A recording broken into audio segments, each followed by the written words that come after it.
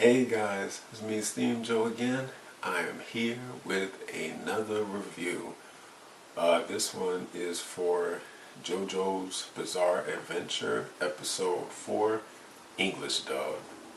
Premiered on Toonami Sunday and I'm reviewing it.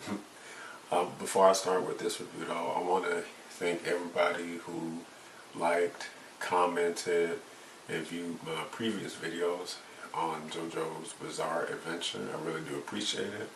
I never would have thought that the videos would have gotten so many views. So I do appreciate all the support, all the views, all the clicks that you guys give me, and I will keep putting out great content, the best that I can. But thanks guys for the support. Okay, so let's get started with this review.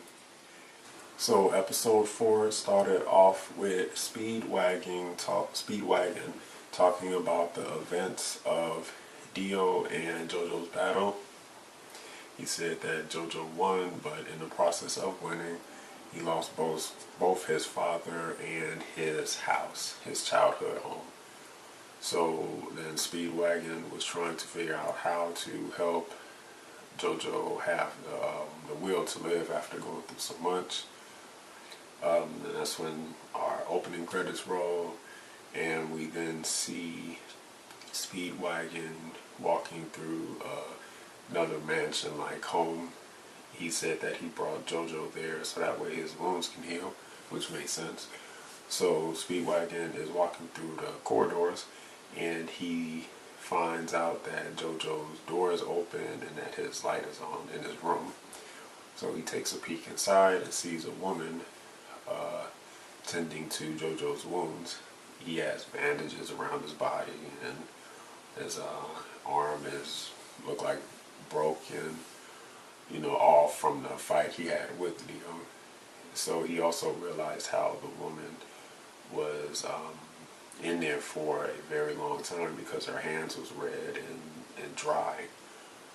So he said that she continuously squeezed the rag out that she was patting his body with to cool him down and help the wounds heal quicker with. So then that's when JoJo started to wake up, and he thought that the woman looked familiar. He asked who she was, excuse me, because her face was familiar.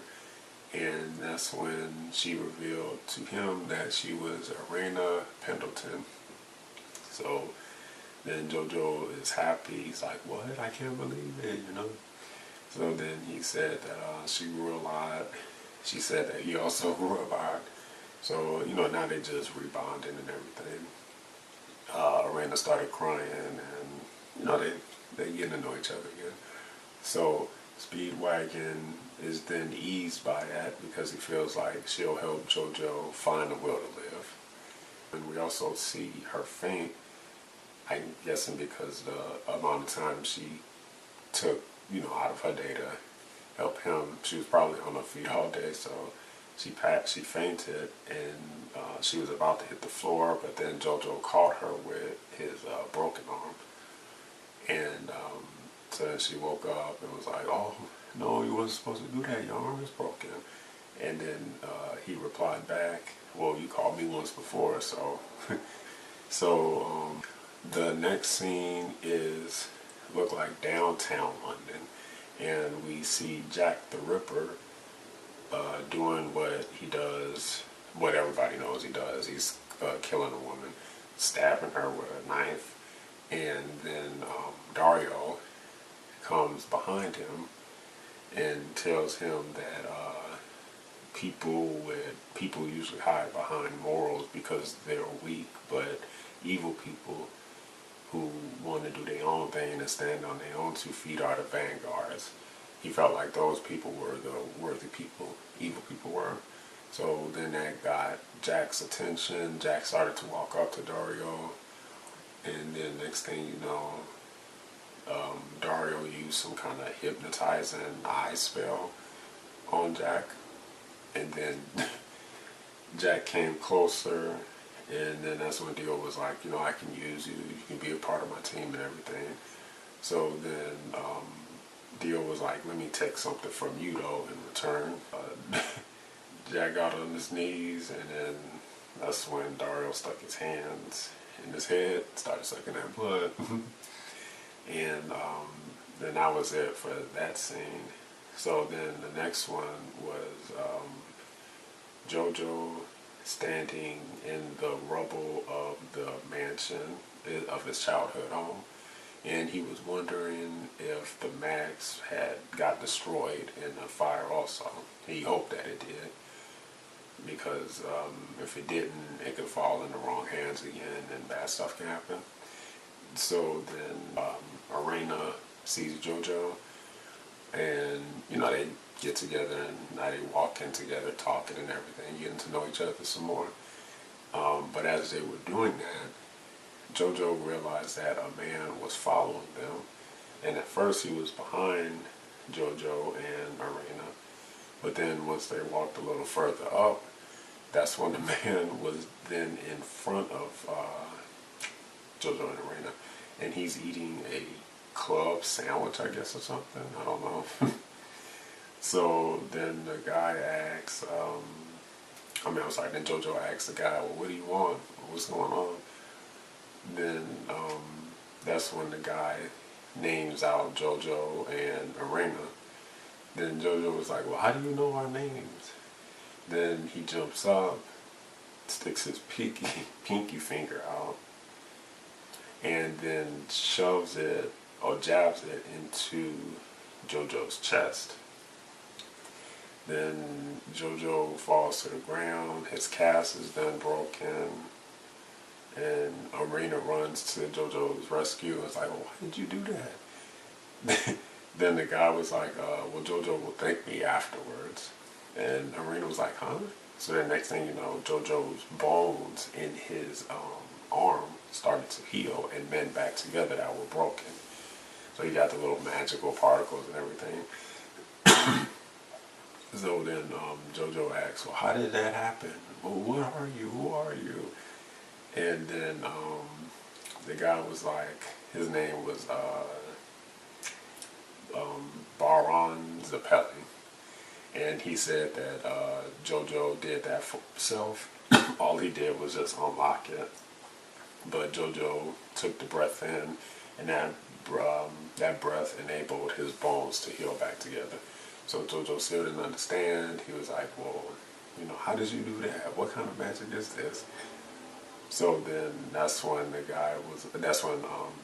Baron was like, well, I'm going to show you something that is going to change your life. So then Baron brought both JoJo and Arena to another abandoned area. Then he explained how the pinky jab to JoJo's diaphragm altered his breathing, which then enabled him to harness the energy that was capable of fixing his broken arm. So then JoJo said, well, what energy? So then that's when Baron showcased our first showing of Sendo. So then he started to power up, the deep breath in, deep breath out, powers up. Then you can see the ripple effects over his body, the ripple energy. Then he strikes a frog that's laying on a rock, but his goal was actually not to kill the frog, but just to make his energy go through the frog and then strike the rock. So he punches the frog, the energy goes through the frog and then breaks the rock, not the frog. Then the frog falls to the floor, the ground, or the river, because he was in the river. The frog and the rock was in the river along with Baron. So then the frog just jumped away. Then JoJo was like, well, unbelievable, how did you do that? So then that's when we get an explanation of Sendo and Hamon. So he sent his Hamon energy throughout his body, turned it into Sendo, an attack, and destroyed the rock, but not the frog. So then Baron said that JoJo had to stop Dio and the Max because they both could basically, rule the world. But he revealed to to JoJo, that the Max and Dio was still alive. And JoJo was like, huh? No way, this is unbelievable. So then Baron said that it was JoJo's destiny to destroy both the Max and Dio. And to learn how to harness Sando and Hamon. And that's when JoJo was like, well, none of this makes any sense. Then Arena's trying to figure out what's going on, so then JoJo put his hand on a tree branch, and little did he know, his hormone energy was actually making the branch grow flowers. Baron noticed it, and he realized that JoJo's potential was out of this world, because if he can make, flowers grow out of a branch and not even know what the energies and stuff are, and he's a pretty good candidate for being the person who can save the world, which is what Baron said. He said the world has a new champion. So then the next scene was Dario and the Max. It looked like Dario is getting stronger because he is sucking humans' blood now, and he now realizes how the food chain goes, which is pigs eat grass, humans eat pigs, and then vampires, or Dario in this case, eats the humans. He realized that the blood makes him stronger, and that he's also going to need a lot more army in order to rule the world. So he then sends Jack the Ripper out to go and do his bidding. And then that's when Dario is talking about everybody bowing down to his feet. So the next scene is now JoJo under the tutelage of Baron Zeppeli. So we get glimpses of him training, look like strength training with rocks, doing exercise, and then also meditating underwater. Then that's when we also get the story from Baron about how the Max was found. Decades ago, he was on a archaeological trip with his father and his father's crew. They went to this Aztec pyramid and found the Max. So then they took the Max from the Aztec pyramid, put it on the ship, and they were sailing back home. But then someone put the Max on, and then that's when the Max took control of the man and started to kill everybody on the ship. Baron was the same age as JoJo. He jumped off the ship before he could get killed on the ship, because the guy was just slicing everybody up. But then the monster now then jumped off the ship and was actually going after Baron in the water. So then the guy got a hold of Baron, and he stuck his fingers inside of Baron's head and was going to suck the blood from him, but then that's when the sun rised up and got even stronger. So as we all know, vampires get burned by the sun. But the Max came off, and that's when the guy found out. That's when Baron found out that the man was his father, Baron's father. So Baron's father put on the Max and turned into a vampire, and then he ended up dying because the sun burned him. And it's a good thing too, because he was scared to kill his own son. So Baron was okay. The ships went who knows where with all the dead bodies on there, and Baron was pretty much stuck at sea. So then Baron started to break down why the vampires want blood, and it is because blood contains hormone. And hormone is an energy that is created naturally by the red blood cells. And vampires want it, humans need it to do what they do, every day. But too much of it can actually kill a vampire. Then that's when Baron also revealed that the sun has a massive amount of it, which is why when the sun hits the vampires, they burn because it's too much hormone, too much energy. So then that's when he started to lecture JoJo and tell him how he had to harness his hormone energy so that way he can become the person that can stop this terror from getting worse. So we are then shown a training scene whereas JoJo and Baron are hand to hand, well, they're going to start hand to hand combat. They're in their fighting stance. And Baron uses one technique, whereas he actually dislocated his arm and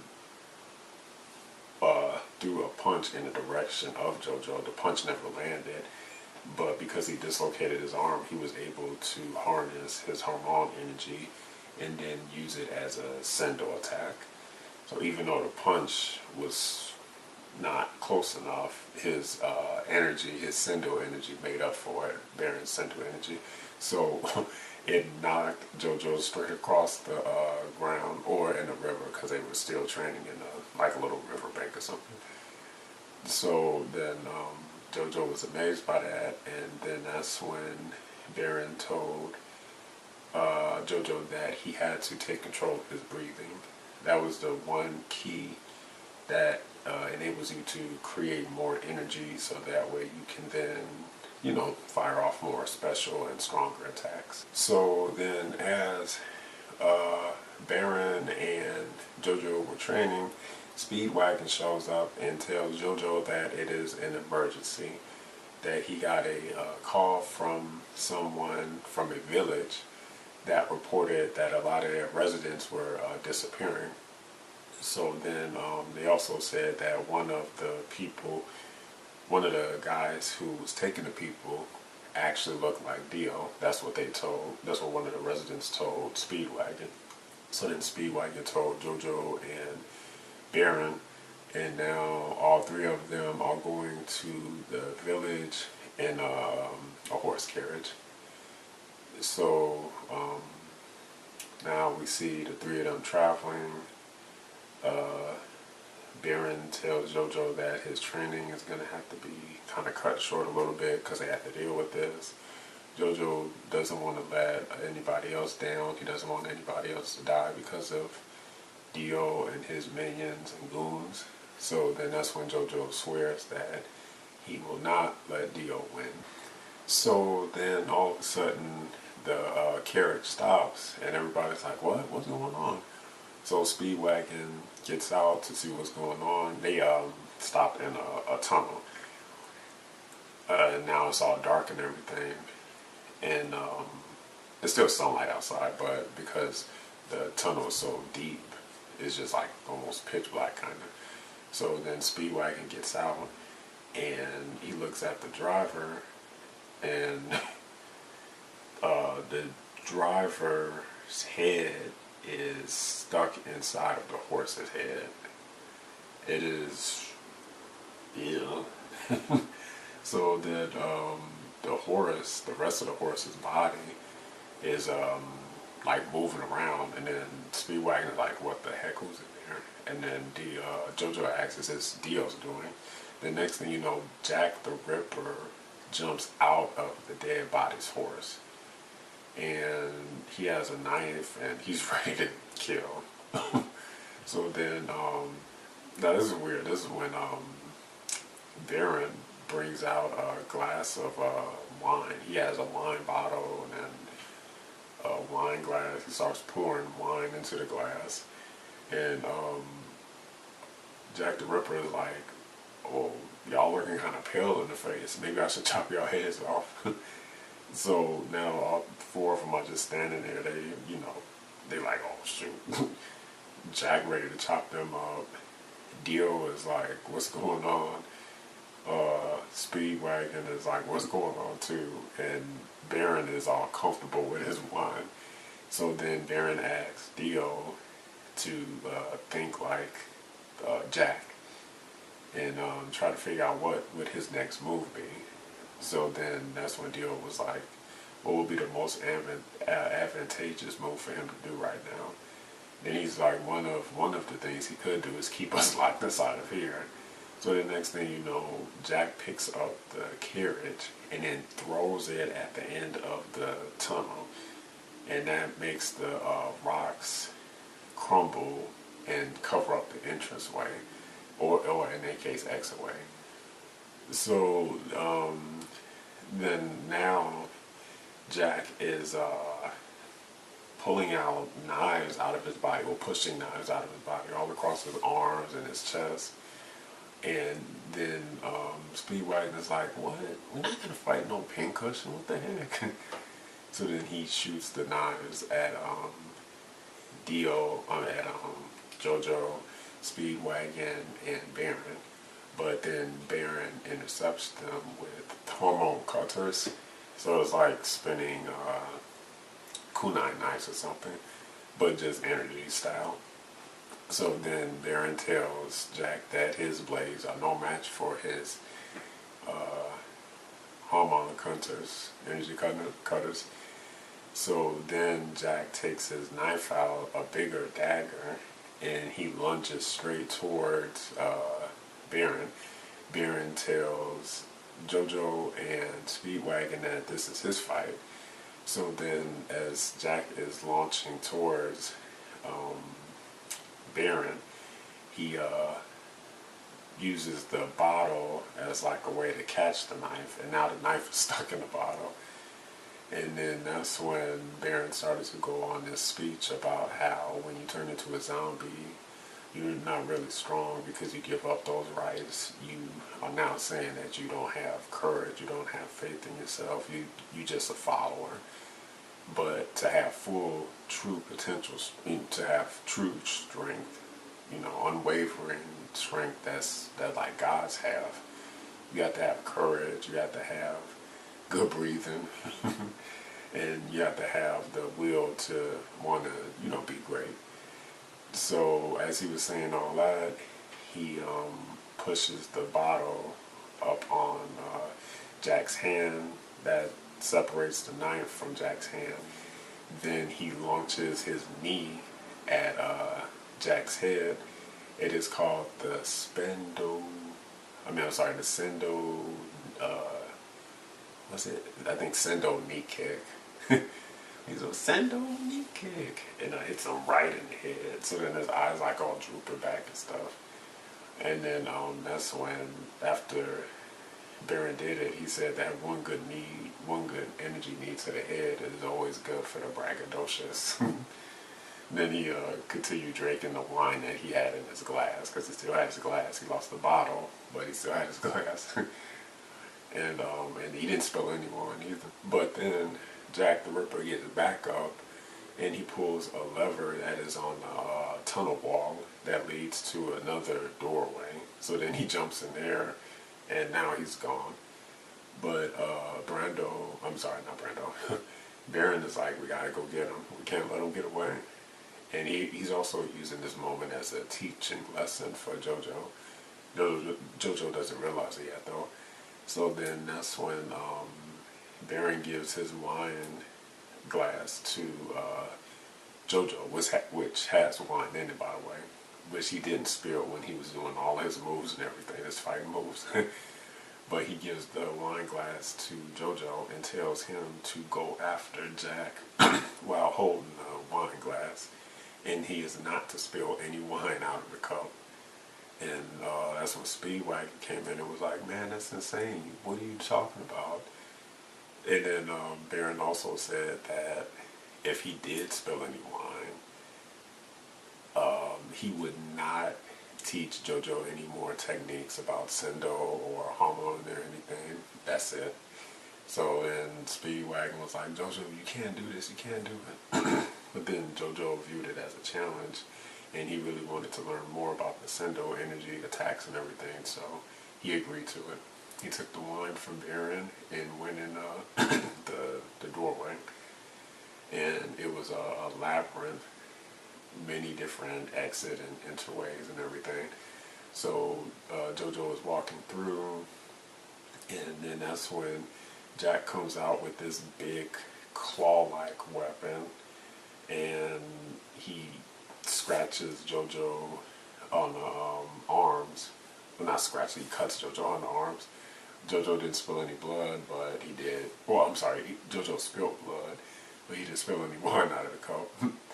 So then that's when JoJo started to realize that the reason why Baron gave him the wine was because of with the liquid motion, he could use that as a way to find Jack in the labyrinth.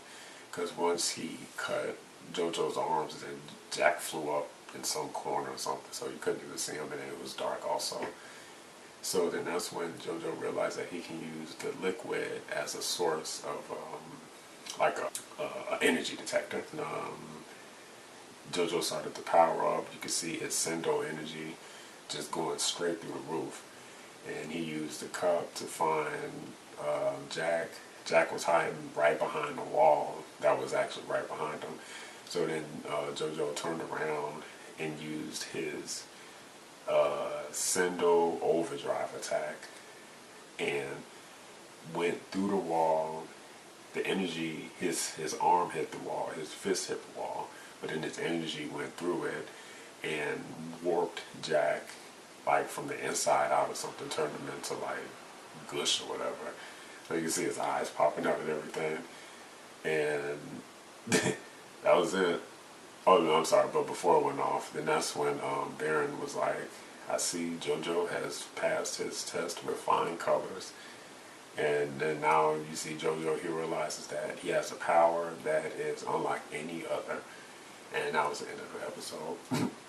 So that one, this episode was more about showing Sendo and Hamon and the energies that everybody has. And each anime has a different name for it.